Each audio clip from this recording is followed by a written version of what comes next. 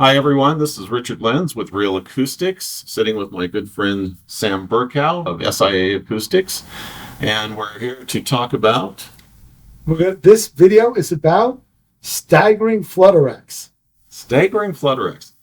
Now, this is something I'll do a little bit of an introduction about. First time I ever saw Staggering FlutterX was with my friend Sam Berkow in the job we did in Hollywood, or in LA with The old Glen sound. Old Glen Sound, which I thought was really cool. Glen Sound has been around for probably 60, 70 years. Glen Sound facility was taken over by Chase Deluxe. Yeah. And we were brought in to upgrade the sound of some rooms.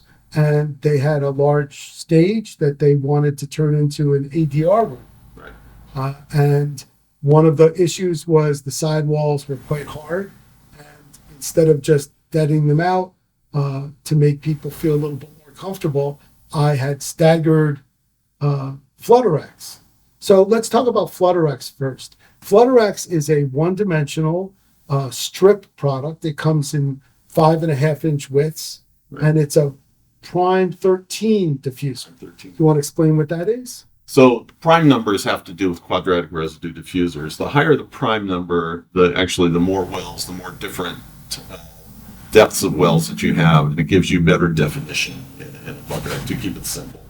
And FlutterX was originally designed for sidewalls to get rid of what we call flutter echoes, and that that you hear sometimes in all kinds of rooms. Yeah. It's churches and various other places. So associated with parallel walls. right, it's associated with parallel walls. It typically is something that happens when you have hard parallel walls, and it gets rid of that. However, Sam uses it to great effect by staggering it. In plan.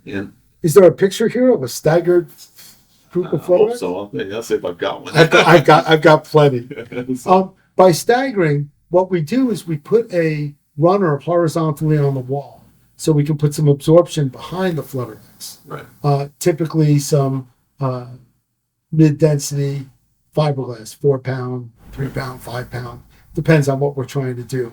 We'll put a couple of inches, and then we'll have panels that stagger out by 1-inch thickness. The panels are 5.5 by 1, right. And I think you sell them in 8-foot strips or whatever size. 810, 112, yeah. something. So we stagger them so that we call the first one 0, and then 1, and then 2, and then 1, and then 0, and 1 and 2. Sometimes it's we do it one way and then the other way, and there's lots of examples, and hopefully I'll find some pictures that will be floating about while I'm saying this. What happened on a project was the installer called me, the contractor installer who was installing the staggered FlutterX, said it didn't break up the flutter. And I'm like, it's Saturday morning. I was with my son, and I said, Kate, do you mind if we stop and take a look at this? And he rolled his eyes and said, sure. Thanks for your patience, buddy. And we stopped over there, and of course, they hadn't installed the stagger. They just did it flat. And what's interesting is that this FlutterX was quite strong with it flat. But as soon as we made that little 3-inch stagger, the flutter echoes went away. Right. And what's the frequency range of a standard flutter? I mean, typically it's going to start at about 2K, right, 1500 to 2K, because it's only 1 inch thick. Right.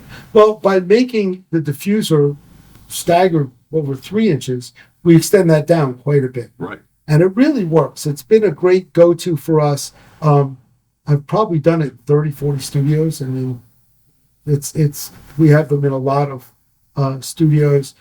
We've done them in live rooms as well. People like the sound of drums off of those staggered diffusers. These are, again, 1D diffusers, and we use it as a combination of mid-frequency absorption and high-frequency diffusion. Right. Really works really well. And that's how we start these conversations that have been going on for the last more years than either one of us would like to admit. But yeah, it's been a wonderful example of how to use an existing product in another way to create a different thing. I've always thought that you guys should sell the FlutterX in staggered strips. We do now. I know. It took a decade or two.